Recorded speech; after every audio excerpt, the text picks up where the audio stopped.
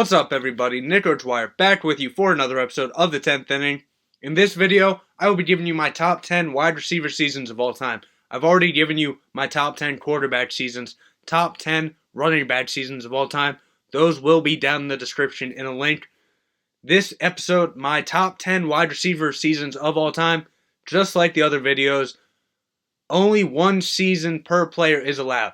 Jerry Rice, Calvin Johnson, Antonio Brown could all have multiple seasons on here if I was going based off that. I don't want to do it like that. I want to get a full perspective off of every player who ever played the game. With that in mind, I will be giving you top 10, but there are way more than 10, so there will be a few honorable mentions. As always, not everyone's going to agree with my list. Let me know down in the comment section what player you would have put on here, what player you would have left off, what order you would have put them in. Who deserves that number one spot of the best season as a wide receiver of all time? Now let's get started. At number 10, the Pittsburgh Steelers 2015 wide receiver, Antonio Brown. Antonio Brown, before he went all crazy with his antics, he was possibly the best wide receiver in the game. I would say the best wide receiver in the game. He always torched the Baltimore Ravens, my favorite team. He always torched them.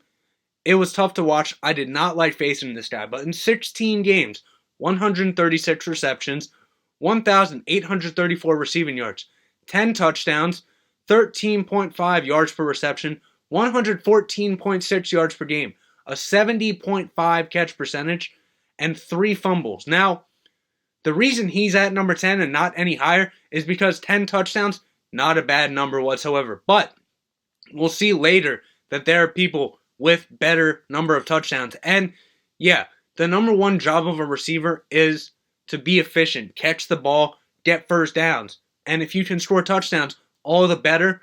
But then 3 fumbles. Again, 3 fumbles isn't bad, but there are players better than him. So that's number 10. Number 9, Isaac Bruce from the 1995 St. Louis Rams. Isaac Bruce in 16 games, 119 receptions, 1,781 receiving yards, 13 touchdowns, a 15.9 yards per reception, 111.3 yards per game, a 59.8 catch percentage, and 2 fumbles. Now, Antonio Brown, 70.5 catch percentage. That's the second highest out of any player I will have on this list. That's a great number. Going down to 59.8, I'd say that's right in the middle of the pack for a wide receiver. You'll see players with higher, you'll see players with lower. But Isaac Bruce, 13 touchdowns, almost the same amount of yards, 1 less fumble. You can't argue with the efficiency that Isaac Bruce had that season. So, he's my number 9. Number 8, Marvin Harrison of the 2002 Colts. What was the reception record in the NFL until this season? Marvin Harrison of the 2002 Colts, 143 receptions, 1,722 receiving yards, 11 touchdowns, 12 yards per reception, a 69.8 catch percentage, and 0 fumbles. Really, you can't argue with any of that. You could say, yeah, he should have more yards per reception. He should have more yards based on what he is. But he was a possession receiver. He was Peyton Manning's go-to receiver. You can't ask more of what Marvin Harrison did. Marvin Harrison, just like this next person, was, I'll get you the first down. I'll do whatever you need, but I'm not going to be the guy who just runs past people. And Marvin Harrison did his job better than almost anyone. At number 7, the new reception leader of all time, Michael Thomas of the 2019 Saints. Now, when you hear Michael Thomas's stats, most of the things will not really jump out to you. Most of them will be, how is he top 10 of all time? There's one statistic for me that made him stand out. 149 receptions, 1,725 receiving yards, 9 touchdowns, 11.6 yards per reception, 107.8 yards per game, an 80.5 catch percentage, and 1 fumble. An 80.5 catch percentage. So 8 out of 10 balls he's getting thrown to him, he's bringing down, he's getting in. That's amazing efficiency right there. That's part of the reason why he's the reception leader in the NFL. Yes, Drew Brees, one of the the most accurate quarterback in NFL history.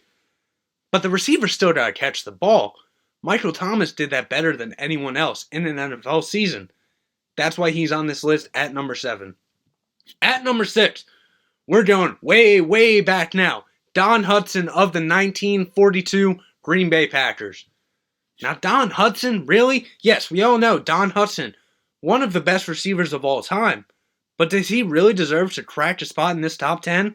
Well, in 11 games, Hutson, 74 receptions, 1,211 receiving yards, 17 touchdowns, 16.4 yards per reception, 110.1 yards per game, and 0 fumbles. Now just think about that. 11 games, 17 touchdowns. Imagine what he could have done if he got to play 16 games like they do nowadays. Now, that's not a factor because that's only a what if. But when I look at these things, I look at averages. Don Hutson in 11 games had amazing averages. He 100% deserves to be on this list at number 6. At number 5, I'm going back once again to a name maybe some of you guys will know, maybe some of you guys won't. Charley Hennigan of the 1961 Houston Oilers. Hennigan in 14 games, 82 receptions, 1,746 receiving yards, 12 touchdowns, 21.3 yards per reception, 124.7 yards per game, 0 fumbles. Now, 14 games. He only played 2 games less than players can nowadays.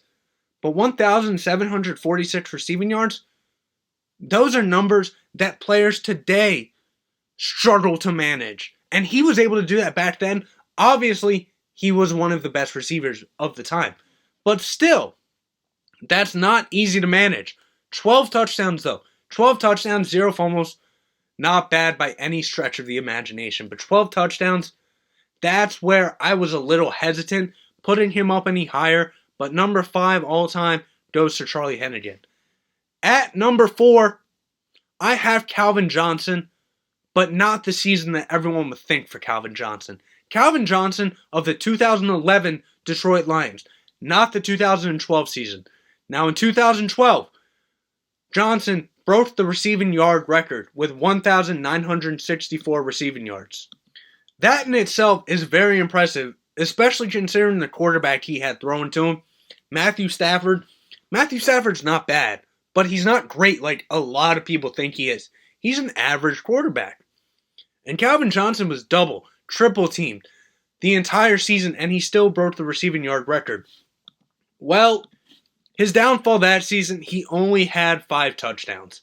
I couldn't put him on this list with only having 5 touchdowns, especially considering what he did the year before.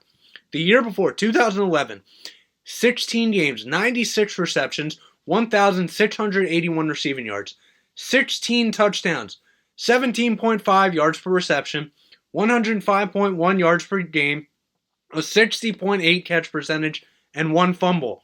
Now, going based off number 4 and number 5, how can you put Calvin Johnson ahead of Charley Hennigan based off what you just read? Well, it really boiled down to touchdowns at the end of it. Johnson averaged 1 touchdown a game, getting double, triple teamed. Hennigan didn't quite average 1 touchdown a game. Yes, Hennigan had more receiving yards, and he very well could, if he had 2 more games, have the receiving record of all time, yards. But that just didn't happen. I can't play a game of what-ifs here. Calvin Johnson's 2011 season was better than his 2012 season, in my opinion.